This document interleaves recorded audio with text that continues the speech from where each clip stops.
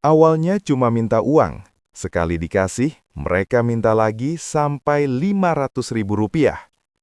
Kalimat itu diucapkan Asep Wahyu, adik korban, saat menceritakan detik-detik mencekam yang berujung tewasnya kakaknya, Dadang, 58 tahun, dalam pesta pernikahan di Kampung Cikumpai PTPN, Desa Kertamukti, Kecamatan Campaka, Kabupaten Purwakarta, Sabtu, 4 April 2026.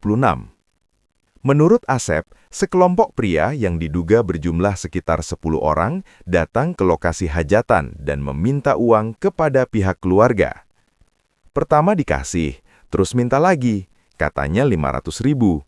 Kejadiannya terus begitu, pemukulan, ujar Asep kepada wartawan di Mapolres Purwakarta, Sabtu 4 April 2026.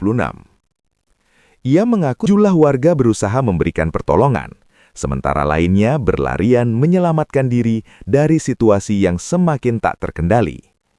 Dalam rekaman video yang beredar, terlihat kepanikan di lokasi hajatan. Korban tampak tergeletak tak berdaya di tengah kerumunan. Istri korban, Juju, bahkan pingsan saat melihat kondisi suaminya. Kasih Humas Polres Purwakarta, AKP Enjang Sukandi, membenarkan adanya peristiwa tersebut. Ia menyebut keributan berujung pada aksi kekerasan terhadap korban.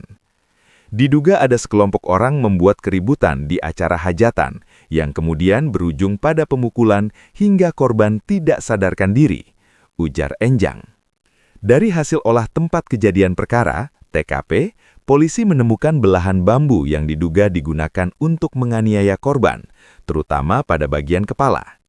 Ia mengatakan korban sempat dilarikan ke rumah sakit, namun nyawanya tidak tertolong. Hingga Sabtu, 4 April 2026, sekitar pukul 20.35 WIB, jenazah korban masih berada di RSUD Bayu Asih Purwakarta untuk proses visum, guna memastikan penyebab pasti kematian. Polisi kini telah mengamankan sejumlah terduga pelaku dan masih melakukan pemeriksaan intensif. Pelaku sudah diamankan dan kami masih melakukan pendalaman, kata Enjang.